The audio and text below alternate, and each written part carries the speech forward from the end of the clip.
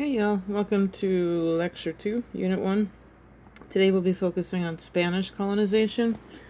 Alright, let's go through. So I'm going to start with kind of reviewing what we went over in class. And we looked at liberal versus conservative as one way to look at historians. So, and the title says it all, but this is historiography oversimplified. I am probably saying things that many historians would highly debate. But in a quick way, if I'm trying to figure out who is a conservative historian, conservatives tend to reinforce the values of the nation. So if you're reinforcing the values of a nation, property rights, nationalism, capitalism, these things are going to be put in a good light. Liberal, or what sometimes are called revisionist historians, usually highlight the faults of the past. So they're going to focus on race, class, gender, and other things, and they're basically going to show how people have been mistreated throughout history. So, America is not great, especially if you've been this type of person or whomever. So liberal historians tend to highlight the faults. Now, they're also sometimes going to want to be trying to have a goal of like making a better present by highlighting the past and saying, well, maybe we could overcome these. So you have conservative and liberal. Conservatives tend to be positive, liberal tend to be kind of more negative towards U.S. history. And then in the middle you have our consensus historians, and what they basically do is they try to come to a middle ground, like, all right, listen guys, we have had our issues in the past, but overall the United States is a good place, and we have some like value to add to the world. We're going to take a look at a timeline of some of these in a little bit. So not everything is going to fit into a conservative or liberal slant. That's kind of a political idea. It usually gives some sort of indication that someone has, political intent in their writing. And that is true. A lot of folks do. But sometimes you have to think like a photographer. Like if I'm taking a picture of the Eiffel Tower, I'm not trying to have a political bias, but I still have a bias. And you can think of bias as the angle. What angle am I taking this at? Am I making the Eiffel Tower look really big? Or am I trying to make it small? So like, this is the same thing, right? This compared to this. But this angle is completely different, right, than this angle. So what's my point? They're both biases. They're looking at it in a certain way. And you can think of the word bias not meaning political, but meaning you have an angle. And everybody has a bias because there's no way you could take a picture of everything. I cannot take a picture of the entire thing all at once. So you're going to have like a bias. You have to have an angle. You have to have a way of looking at it. So hopefully that makes sense. Okay. So think about looking at historians with a lens. These are all the different ones. You could say great men make history. In a way, I do feel like great man history could also be evil man history. Evil man make history bad. Great men make history great. Marxists are going to take a look at like, everything is a struggle. It is the poor versus the rich, and eventually the poor will win, and history will end. I don't need to go through all of these. You could take a look at them, and we're going to be looking at them throughout the year, but you have like environmental, economic, political, universal, nationalist, social, cultural. And you can think of these as just like ways to look and like like an angle to look at it. I'm going to focus on the social. I'm going to focus on the environmental or the economic. These are also biased, even though they don't seem political. All right. So just as far as where or when actually people start to kind of look at things, it's kind of annoying, but historiography is the history of history. It's getting very meta here. So history shapes history. So when something is written is significant. Events that are happening during the time. Something that I'm writing today is much different than something I may have written, even if I'm the same person 20 years ago. So in the 1950s, after the World War II, when we were in a Cold War, we basically felt like we were a superpower. We are a positive force in the world. Yeah, maybe we're not the best, but we are pretty great. We have a lot to add to the world. So consensus history really took place after World War II in the 1950s, and also people were kind of in a place where they accepted the middle. In the 1960s, things became much more radical with the civil rights movement and the Vietnam War. And they were going to start to rewrite history. They're going to be looking at the voice of the oppressed. They're going to be looking at like feminist history. They're going to be looking at maybe Afrocentric history, as you have like the Black Power movement. You're going to have all of these things that are going to happen as new ways to look at history. And then in the 1970s and 80s, there's kind of a backlash against that, and this is usually called kind of neoconservative. But if you just call them liberal conservative, it would work. But in neoconservatives in the 1970s, people are like, oh, look at those hippies. They are so radical. We need to get America back to what it used to be. Everything's going, too far, and we need to get back to our old way of looking at this. And so much more optimistic view of America, kind of focusing in on the greats and that. So then that's conservative, liberal, and consensus. All right. So just for example, we did this as a poll, but if you look at Lowen, he is kind of clearly a... Which one? Take a guess. He would be clearly a revisionist, right? We need to hear the voice of the oppressed, right? We need to rewrite these things. All right, if you got that, good job. If we take a look at Greer,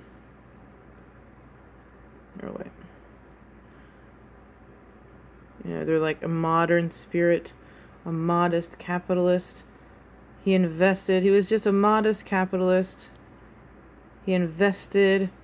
When his tiny vessels dipped below the horizons, they carried him transcendent faith. That is conservative. Right? So the 1970s, it says like a backlash against the 1960s. And they're like, hey, he was a great capitalist. We should revere him. All right. So not everything is going to be about... kind of like on this political spectrum. If we take a look at this one,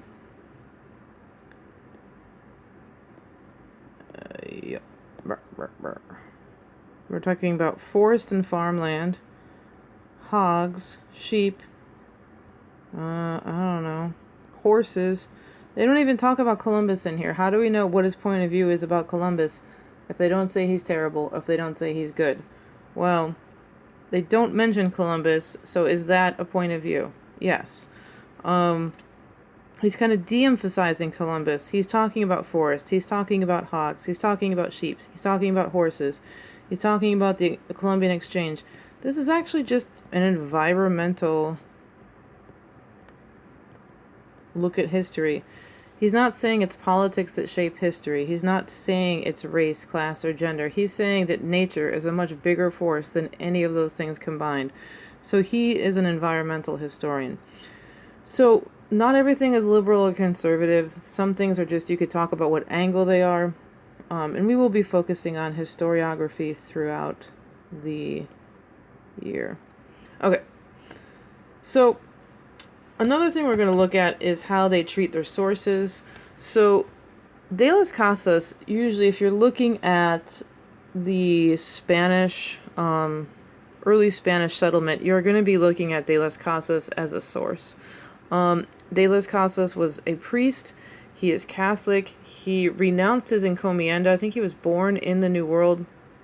And no, he wasn't born there. Scratch that. He was brought there. But anyway, he was given an Encomienda. He renounces it. He is trying to promote Catholicism in the New World, and when he looks around, he is horrified by what he sees. He goes back to Spain, and he's trying to convince the king to treat Native Americans better. So when he says their reasons for killing and destroying such infinite number of souls, this there is the Spanish, right? Are killing an infinite number of souls. These are the Native Americans, right? That the Christians have an ultimate aim, which is to acquire gold. They are Christians, but their main thing is to acquire gold, swell themselves with riches, right? What he's basically saying is that this Encomienda system is bad for the Spanish because it is making them like beasts. It is making them horrible people. It is brutalizing the Native Americans. And if your goal is as like a religious man to convert people and to promote Christianity, the Encomienda system is going against everything he believes. And so he starts to petition the king to make changes. The individual worksheet that's online is to kind of look at the original point of view of De las Casas, look at Lowen, and then look at Kendi about De las Casas. I'm going to go over Kendi in a minute to see what he believes. If you want to know more about Kendi, this is a video. It's embedded in the presentation if you need more help with it. But Kendi is writing in 2016. And he's basically saying that like racist policies lead to racist ideas, and that those racist policies usually come from self-motivation. I want gold, therefore I'm going to be a racist against Native Americans. Native Americans die out, so now I'm going to be racist, right?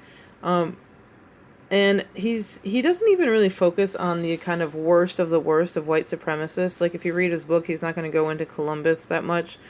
What he really likes to focus on are people with good intentions who still promote white supremacy.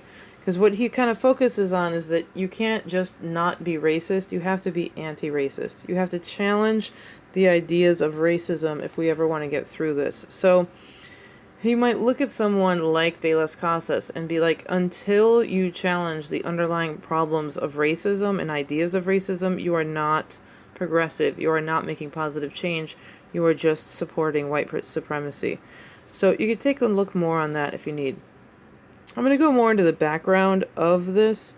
So when Spain did go to take over, or before Columbus set sail in 1491, we took a look at the Native Americans.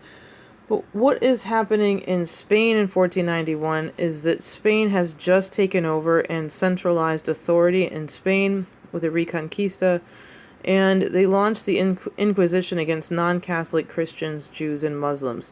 So by the time they get to the Americas, they're already very used to mistreating those that are different from themselves. So that is kind of the context.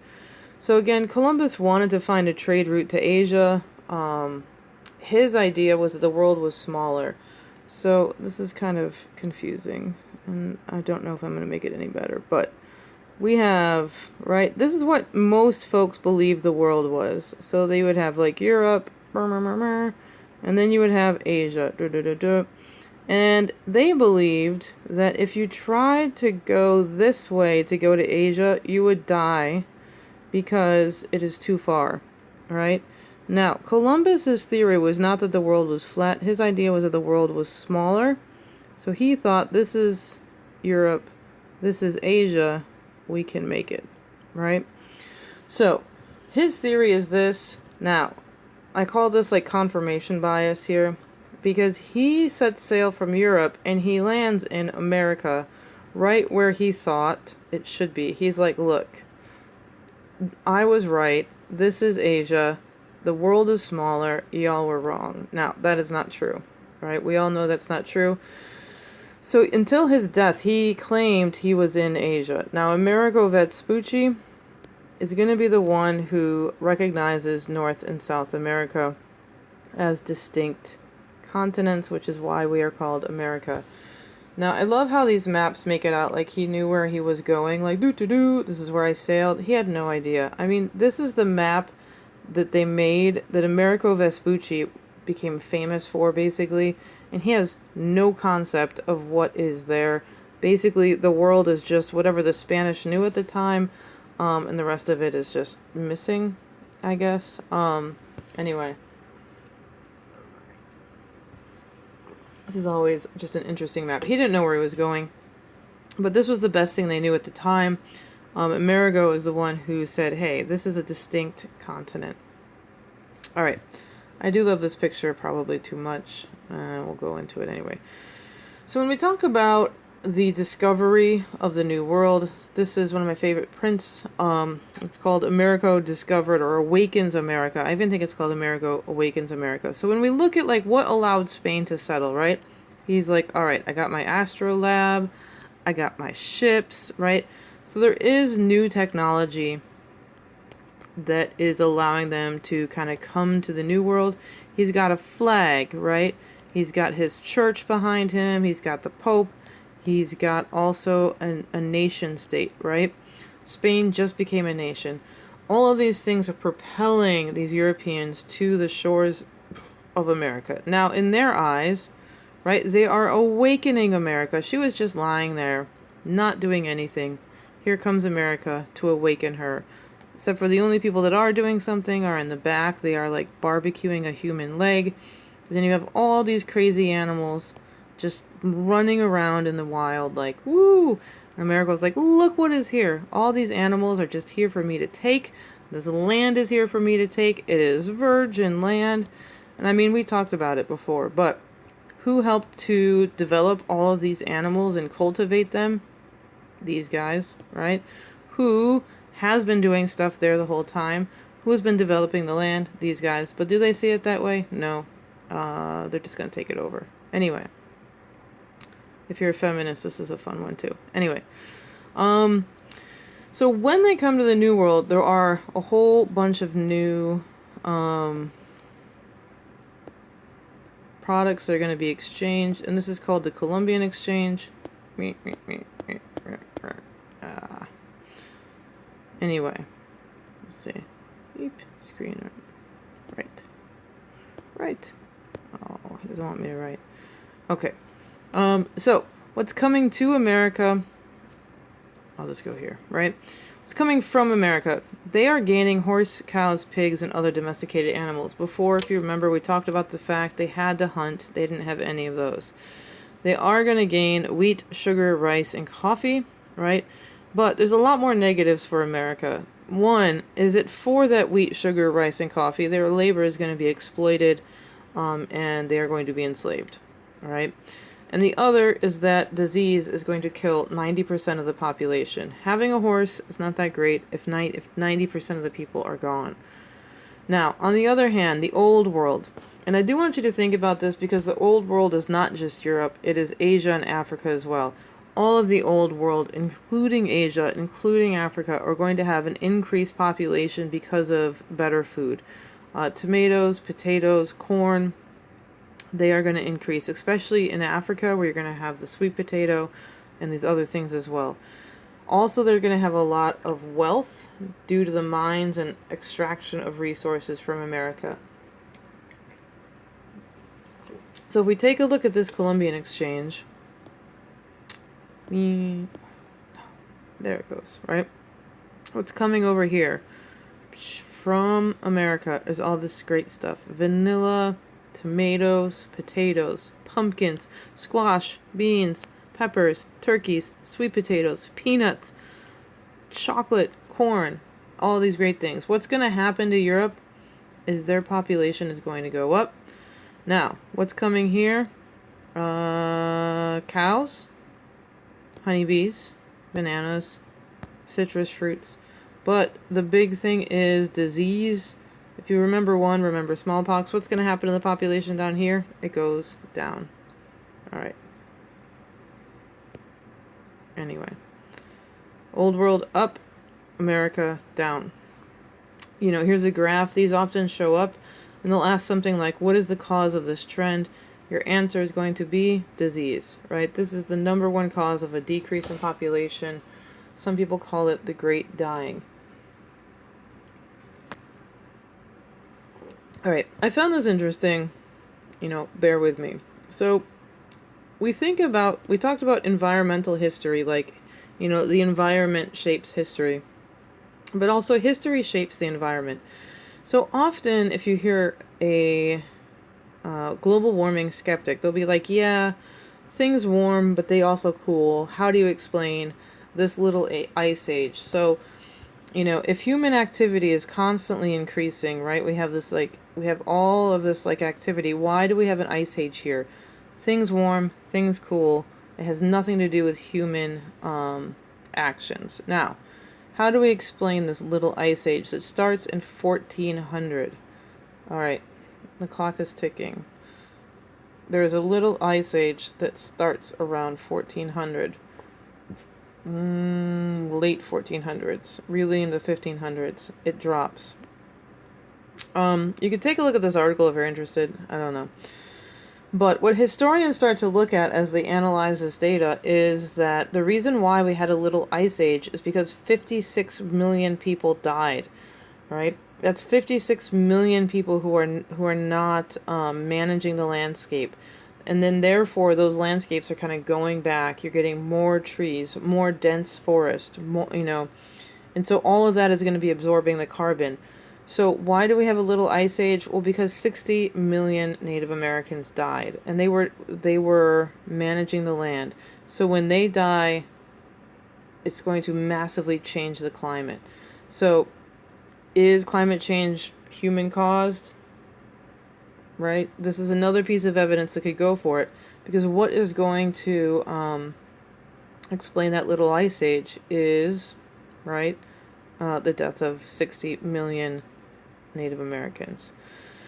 So while it is disease that killed most of the Native Americans, there is also exploitation. So when Columbus came, he wanted to find a way to India, but in the end, what Spain is going to do with the land is try to get God, glory, and gold. So when Columbus was leaving for his second voyage, he appeals to the Pope, who's Catholic. We're going to build churches. He appeals to the king. We're going to show the glory of Spain. We're going to increase the economy. We're going to get gold, right? So to me, it's always like this thing, like step 1, colonize the New World. Step 3, gold, and Christianize them. Okay, so what's step 2? How are we going to get this gold, and how are we going to Christianize them? Columbus is like, step 3, gold. But anyway, what they end up doing is called the Encomienda system, which means to entrust. So Spain was highly centralized, and so the king would essentially maintain control. He would grant lands or an encomienda to a royal official, usually these upper class folks, and he would basically say, you have permission to go out there and extract labor from the native people. In return, these people, or encomienderos, were supposed to Christianize these folks and take care of their souls. Legally, natives were not slaves, and that's why I say legally. So the plan is they're supposed to Christianize and protect them. In reality, they're dying. They work and are exploited. The Spanish settlers force long labor. They don't pay, and they fail to protect them, and they're going to die from disease and harsh living conditions. And so the encomienda is basically going to end after the clergy protests, and one of the people who's going to protest is Bartolomé de las Casas. So the first encomiendas are granted in 1503. Then they're going to pass laws to try to get rid of some of these abuses, and that's kind of because of Bartolomé de las Casas. And then, they try to change it again. Now, the problem is that after they get rid of Native American labor, either because they had to or because of these reforms, Spain is going to start to turn to enslaved Africans. And we kind of looked at that in that. So who's coming from Spain is upper class mostly. Colonial administrators, priests, monks, and conquistadors. Also, these are men, right? So what's going to happen in the Spanish system is they're going to essentially create what's called a caste system, where you are going to have the people from Spain at the top, then the people who are born in the New World below them, and then mestizos, who are, Native American or African and, Spanish mixed, right? And so it kind of has this caste system based on race. There is an interesting video you're going to watch on Friday, which is about this caste system. And you can kind of analyze some of this art. But essentially, because it becomes so complicated, they create, all of these different words for what it is if you are of a different, like, combination of folks. So, like, a Spaniard and a Mestizo is a Castizo, a Spaniard and a Morhizo, right? You can take a look at it. But it gets so complicated over time that, yeah. Anyway. The Pueblo Revolt is going to take place in New Mexico. You're going to take a look at this for Thursday, I believe. We're going to talk about the Pueblo Revolt. But it is up here in New Mexico, right? And so what is going to happen in the Pueblo Revolt is this, this Encomienda system starts down in, with Columbus. It spreads through Mexico, and eventually it's going to make its way to North America. And the Pueblo is, in New Mexico, one of the furthest north that they're going to go. So the Spanish are moving north over time, but they're very spread out. Pope is going to create a rebellion against the Spanish Encomienda system. So Pope goes against the Spanish conquistador. Because of, like, religious persecution, there was also a drought that people kind of felt like if they went back to their old ways, it would go away. There was a lot of violence. So what they're trying to do is reclaim their religious practices, culture, and land, and strip away the Spanish conquistadors. So what they're going to attack are churches and priests. They knock over, like, religious items and things like that. They're going to kill over 400 Spanish and drive the remaining 2,000 south. So this is considered a successful Native American uprising. It's one of the very few. And it shows that they had a lot of power. They gained concessions. The Spanish are going to come back eventually, but they give the Pueblo concessions and allow them to maintain their culture. So that's basically it. The main thing to remember for this unit is those triads. Try to make a claim. So, if I was looking at, we talked a little about this. Think about relationships when you're making a claim. So, Native American culture groups, geographic regions, and common characteristics. Think about the word like although. Native American culture groups are different because of the geographic regions they are in. There are also common characteristics, right? Columbian exchange, Europe, Native American. You can think about cause-effect. The Columbian exchange caused an increase in population in Europe, but a decrease in power and strength in the Native Americans because blah, right? And you can give examples. Talk about what increased the population in Europe, what decreased the population of Native Americans. Again, think of a cause relation. The Pueblo Revolt was because of the, went to their Pueblo culture to revolt against the Encomienda system. I don't know. Anyway, we will work through these. I will be trying to give you guys feedback. And that is it. Yep, that's it.